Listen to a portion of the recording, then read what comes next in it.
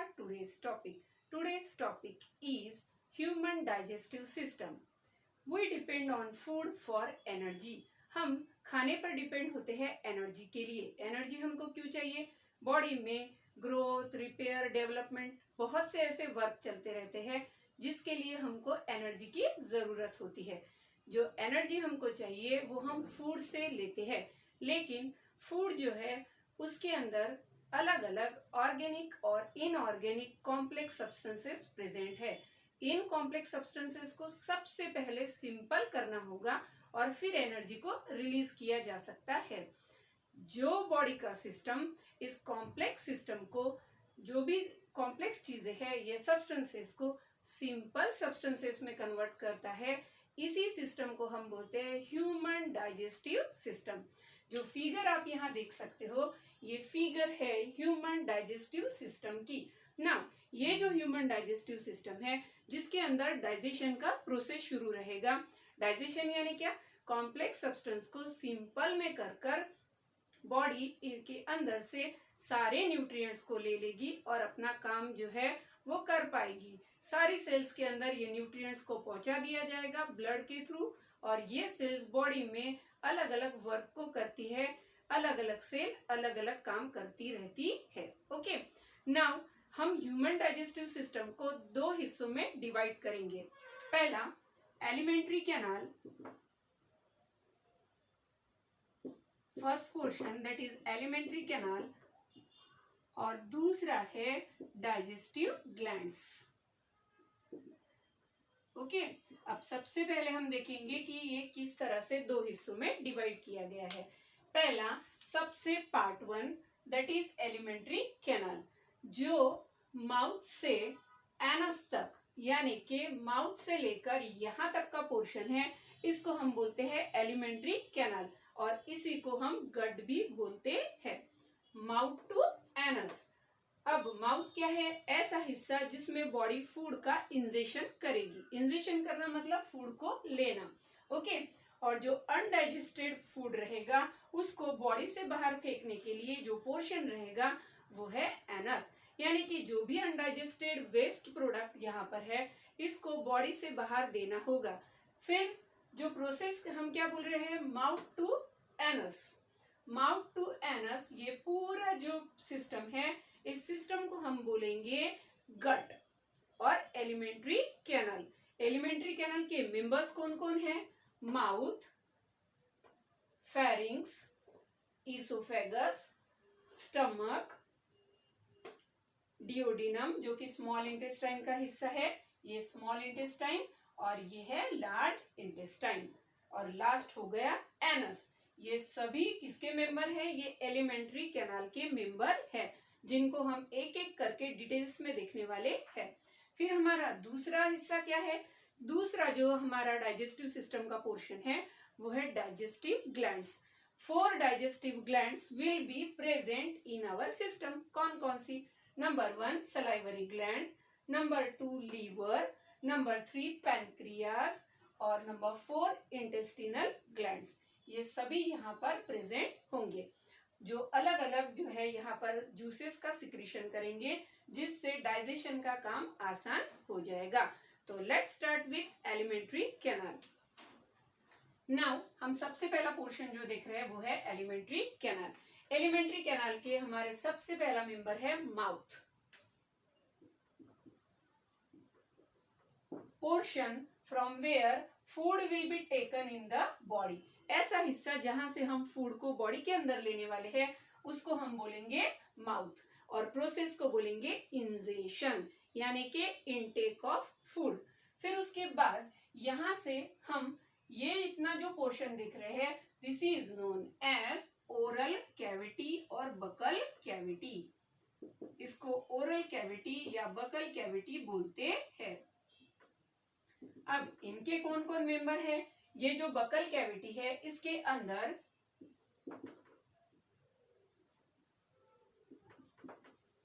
Teeth, टंग. Okay, पहला member कौन है? टीथ. दूसरा मेंबर कौन है? टंग. और तीसरा है पैलेट. बकल कैविटी के कितने मेंबर है? 3 मेंबर्स है. Teeth, tongue and palate. Okay, सबसे पहला है टीथ। टीथ यानी कि जो हमारे 32 नंबर में जो हमारे दांत प्रेजेंट होते हैं, इसी को हम बोलते हैं टीथ। सिंगल के लिए हम वर्ड यूज करेंगे tooth. Now 32 number will be present in case of adult, लेकिन अगर हम छोटे बच्चों में देखें तो ये 20 इन नंबर होते हैं। ये बॉडी के ग्राइंडर्स है। मैक्सिमम जो चीविंग का काम होता है यानी चबाने का काम होता है और लार्ज पार्टिकल को स्मॉल पार्टिकल्स में फूड के कन्वर्ट करने का काम होता है, ये हमारे टीथ करते हैं। ओके, नंबर 2 कौन है? टंग। टंग कैसी है? रफली ट्रायंगुलर मस्क्यूलर ऑर्गन। रफली ट्रायंगुलर मस्क्यूलर ऑर्गन, जिसके ऊपर इस तरह से पैपिली प्रेजेंट होते हैं। इन पैपिला के अंदर जो है टेस्ट बर्ड्स प्रेजेंट होते हैं और ये टेस्ट बर्ड्स किसी भी चीज को चखने का काम करते हैं। टंग का क्या काम है? किसी भी फूड को टेस्ट करना है और साथ साथ में जो यहाँ पर ग्राइंड हो रहा है फूड, उसको मिक्स करना है। ओके, फिर उसके बाद अगला है पैलेट। पैलेट जो सामने का हिस्सा रहेगा वो है हार्ड पैलेट। जब हम फ्लोर देखेंगे, क्या होता है? नीचे का हिस्सा इज नोन एज फ्लोर, जिस पर टंग है, और ऊपर का जो बकल कैविटी का हिस्सा है, ये वाला हिस्सा, ये है पैलेट। ये जो यहाँ का हिस्सा है ये है हार्ड पैलेट और उसके पीछे का जो हिस्सा है वो है सॉफ्ट पैलेट। ओके, यहाँ पर क्या होगा? फूड का प्रॉपर मिक्सिंग होगा और फूड का बोलस बन जाएगा with the help of saliva. Okay, now next to that,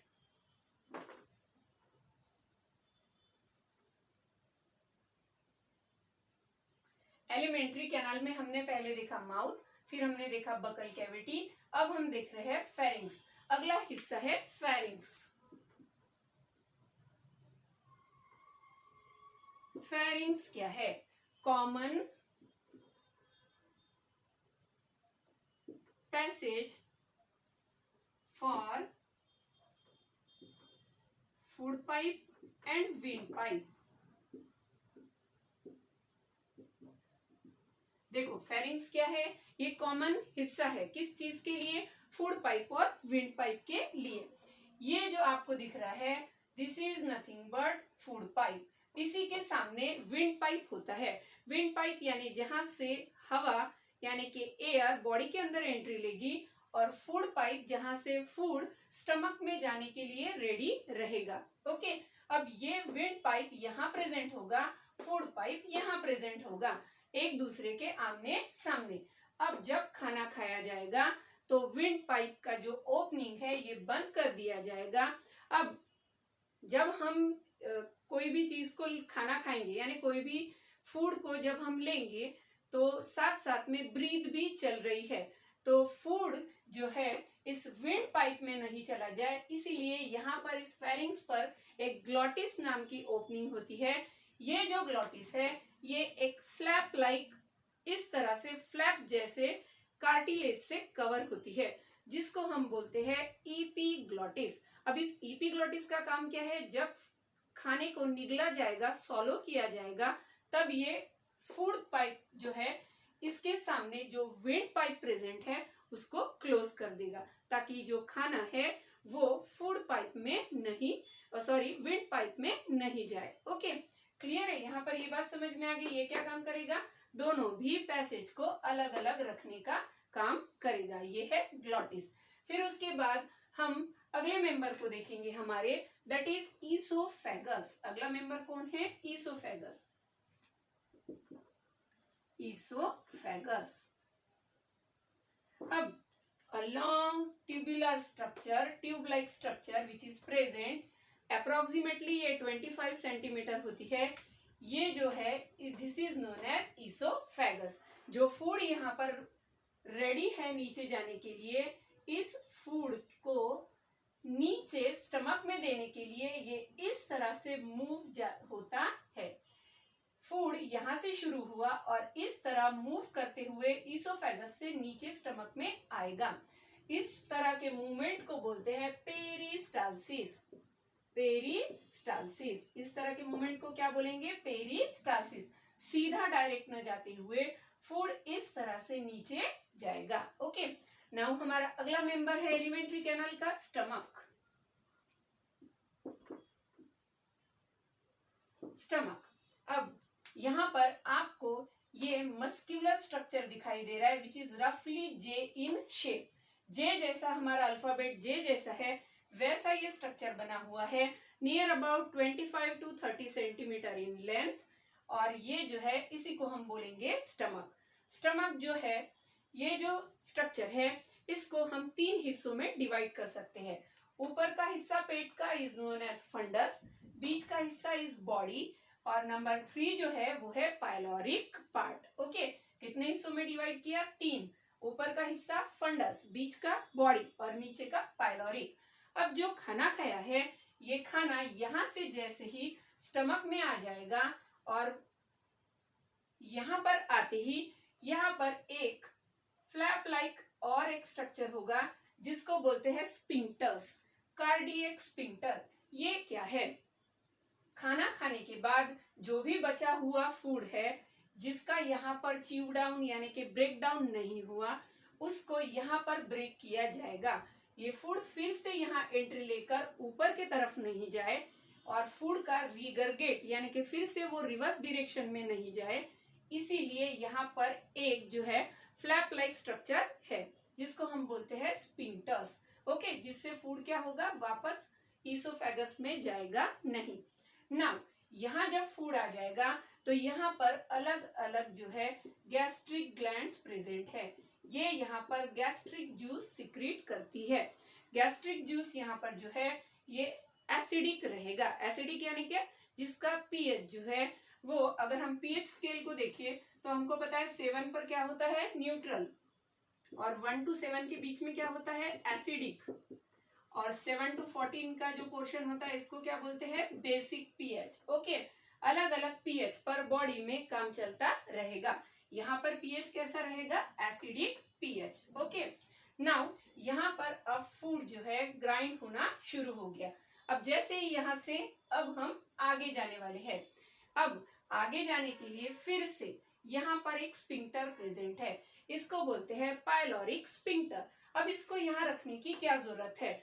जब यहाँ पर फूड का ग्राइंडिंग शुरू होगा तो फूड ग्राइंड होने के पहले आगे ना चला जाए, इसीलिए यहाँ पर स्पिंक्टर्स यानी कि गार्ड रखे हुए हैं। ओके, ये जो वॉल होती है, ये गार्ड वॉल्स जो है ये यहाँ पर स्टमक को जो है फूड अंदर ही रखने में मदद करती है।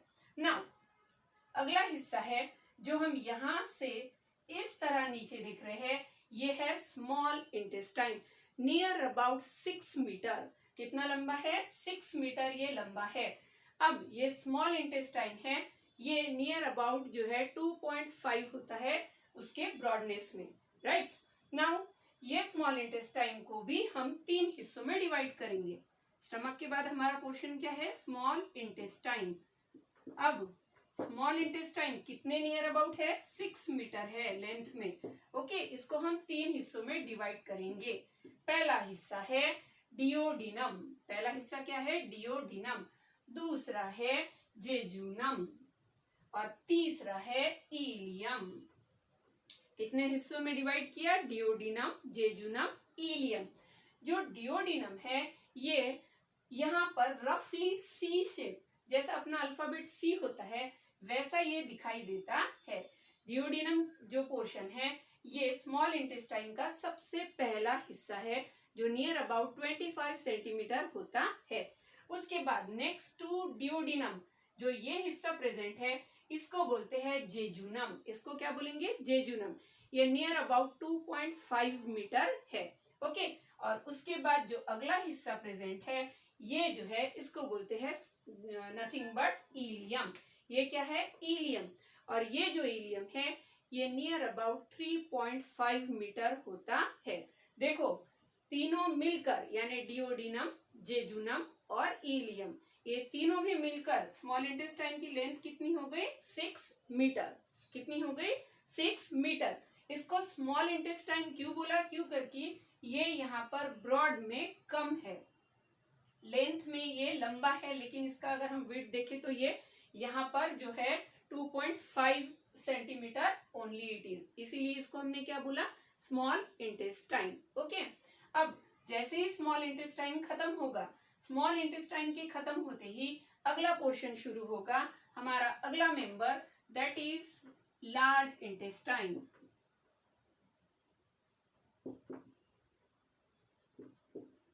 ना लार्ज इंटेस्टाइन जो है, जैसे स्मॉल इंटेस्टाइन की जो यहाँ पर एंड हो जाएगा, वहां से शुरू हो गया लार्ज इंटेस्टाइन। इसको भी हम 3 हिस्सों में डिवाइड करेंगे, सीकम, कोलन और रेक्टम।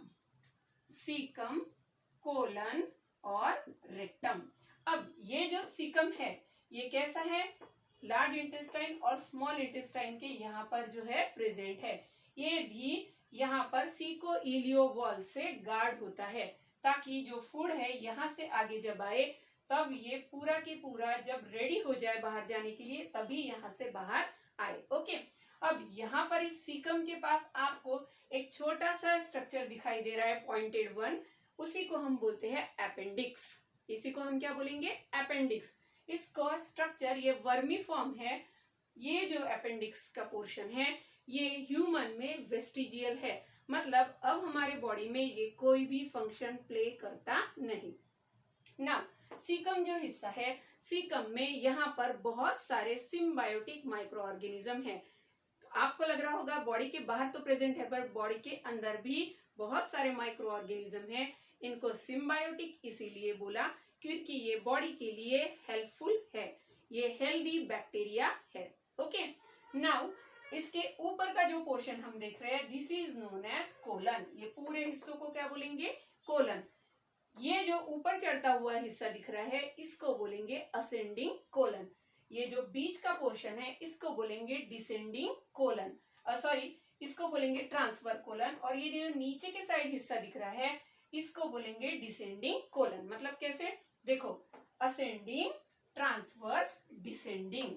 कैसा हिस्सा है, असेंडिंग, ट्रांसवर्स, डिसेंडिंग, जो कि कहाँ आकर एंड हो जाएगा, रेक्टम में। अब रेक्टम क्या है, जो रेक्टम है, ये रेक्टम टेम्पररी कुछ पीरियड के लिए वेस्ट को और अनडाइजेस्टेड फूड को स्टोर करता है, जब तक कि यहाँ से एनस से बॉडी के बाहर इजेशन न हो जाए, यानी डेफिकेट, यानी जो भी अनडाइजेस्टेड फूड है, ये जब तक बॉडी के बाहर जाने के लिए जो है रेडी नहीं हो जाएगा, तब तक टेम्पररी यहाँ पर स्टोर कर लिया जाएगा, जिसी को हम बोलते हैं रेक्टम। और फाइनली एनस के थ्रू ये बॉडी के बाहर दे दिया जाएगा। Okay, this is about alimentary canal. Alimentary canal में हमने देखा माउथ, बकल कैविटी, जिसको हमने ओरल कैविटी भी बोला, फिर हमने देखा ईसोफेगस, फेरिंग्स, फिर ईसोफेगस, फिर स्टमक, और उसके बाद स्मॉल इंटेस्टाइन, और फिर large intestine, and finally anus. Okay, इस पूरे पैसेज को हम बोलते हैं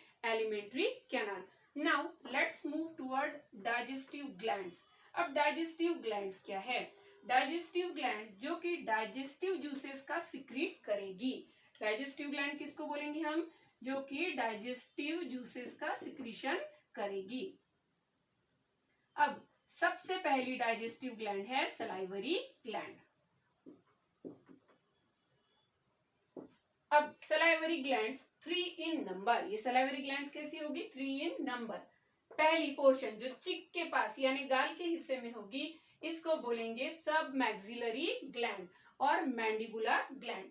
दूसरी जो उसके बाद कान के पास प्रेजेंट होगी, उसको बोलेंगे पैरोटिड ग्लैंड। और तीसरी जो टंग के नीचे प्रेजेंट होगी, उसको बोलेंगे सबलिंगुअल ग्लैंड। ये तीनों भी सलाइवरी ग्लैंड है। ये पेयर में प्रेजेंट होती है और इनका मेन फंक्शन है सलाइवा को सिक्रीट करना। सलाइवा यानी जो थूक हमारी निकलती रहती है, इसको बोलते हैं सलाइवा। पूरे दिन में नियर अबाउट 1.7 लीटर सलाइवा हम सिक्रीट करते हैं। इसके अंदर एक बहुत मैजिकल एंजाइम है जिसका नाम है अमाइलेज, जो डाइजेशन में सबसे इंपॉर्टेंट रोल प्ले करता है। Okay, now number 2 is liver. अगला कौन मेंबर है हमारा, लीवर। लीवर जो है, ये जो पोर्शन आपको दिख रहा है, this is known as liver. Body की सबसे बड़ी gland, near about 1.3 to 1.5 kg इतना इसका वेट होता है, ये है लीवर। लीवर का काम क्या है, लीवर बाइल जूस को सिक्रीट करता है। जो कि इस गॉल ब्लैडर में टेम्पररी पीरियड के लिए स्टोर किया जाएगा। बाइल जूस क्या है? बाइल जूस के अंदर ऐसे ऐसे जो यहाँ पर कंपाउंड्स प्रेजेंट है जिनको बाइल्स पिगमेंट बोलते हैं। बाइल जूस बहुत जरूरी है। जो भी खाने में फैट और लिपिड्स होंगे, यानी जैसे हम जो घी, तेल, इस तरह की चीजें खाते हैं, इनमें जो फैट्स प्रेजेंट होते हैं, ये फैट का ब्रेक डाउन करने के लिए बाइल जूस बहुत जरूरी होता है। ओके, ना उसके बाद जो अगले हमारे मेंबर है वो है पैनक्रियाज। अलग अलग एंजाइम्स इस पैनक्रियाटिक जूस में प्रेजेंट होंगे और ये एंजाइम फूड को ब्रेक डाउन करने में मदद करेंगे। फिर नेक्स्ट टू दैट यहाँ पर बहुत सारे नंबर में न्यूमरस ग्लैंड्स प्रेजेंट होती है जिसको बोलते हैं इंटेस्टिनल ग्लैंड्स। अगली हमारी कौन सी मेंबर है? Intestinal glands. ये जो इंटेस्टिनल ग्लैंड्स है ये म्यूकस को सिक्रीट करती है। म्यूकस यानी ऐसा सब्सटेंस जो कि फूड को इजी पास होने में स्टिकी रहता है और फूड का पासेज इजी हो इसीलिए मदद करता है और ये फूड इजीली पास हो जाएगा। और जो अलग अलग इंटेस्टिनल ग्लैंड्स प्रेजेंट होगी, ये ग्लैंड्स क्या करेंगी? ये ग्लैंड्स यहाँ पर अलग अलग एंजाइम का सिक्रीशन करेगी। जैसे कि हमको फूड में अगर सपोज कार्बोहाइड्रेट प्रेजेंट है तो कार्बोहाइड्रेट का कन्वर्शन किस में करना है? कार्बोहाइड्रेट का कन्वर्शन जो है हमको मोनोसेकेराइड्स में कर लेना है। कार्बोहाइड्रेट का कन्वर्शन किस में करना है?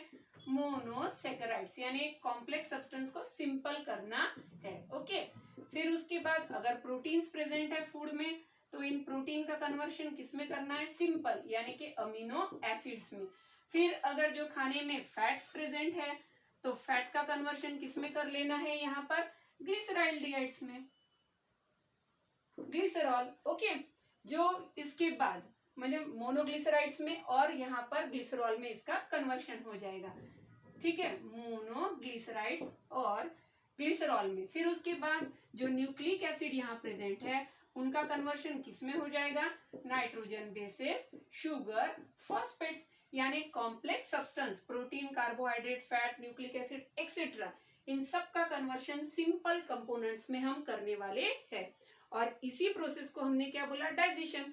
सारी digestive gland, salivary gland, liver, pancreas, intestinal gland, ये अलग अलग जो है यहाँ पर एंजाइम्स और अलग अलग कंपाउंड सिक्रीट करेगी जो कॉम्प्लेक्स सब्सटेंस को सिंपल करने में मदद करेगी। ओके, हमने क्या देखा? हमने एलिमेंट्री कैनल को देखा, फिर हमने डाइजेस्टिव ग्लैंड को देख रहे, फिर अब हम देखेंगे कि खाने को किस तरह से डाइजेस्ट किया जाता है। ओके, नाउ ये फूड यहाँ से पास हुआ, फूड माउथ के थ्रू, ओरल कैविटी के थ्रू, यहाँ पर फूड जो है ये ओरल कैविटी में पूरा सलाइवा के साथ मिक्स होगा। मिक्स होने के बाद फूड ईसोफेगस से नीचे आ जाएगा।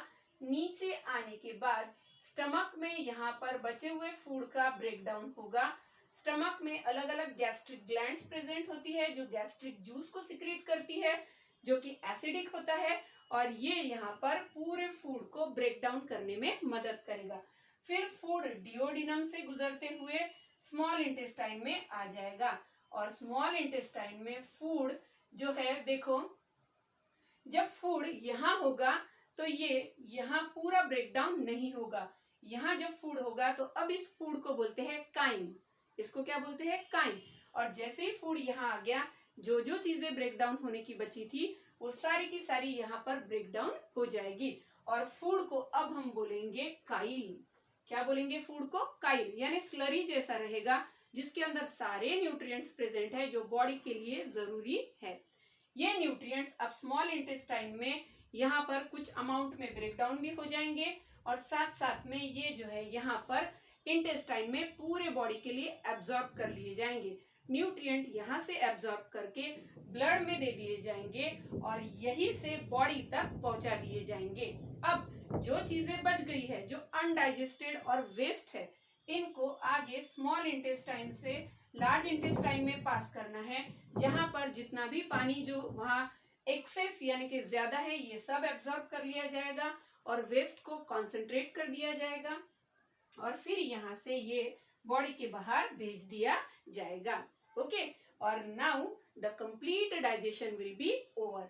यानी माउथ टू एनस, हमने फूड को माउथ से इंजेस्ट किया और एनस से इजेस्ट किया और इन बिटवीन हमने उसका डाइजेशन किया, अलग अलग जूसेस के साथ उसको मिक्स किया और मिक्स करने के बाद कॉम्प्लेक्स जो सब्सटेंसेस है सबको ब्रेक कर दिया और सिंपल करके एनर्जी के लिए रेडी हो गए। This is about the human digestive system. Always eat healthy and keep your system healthy. Hope today's lecture will be helpful for you. Have a nice day everyone.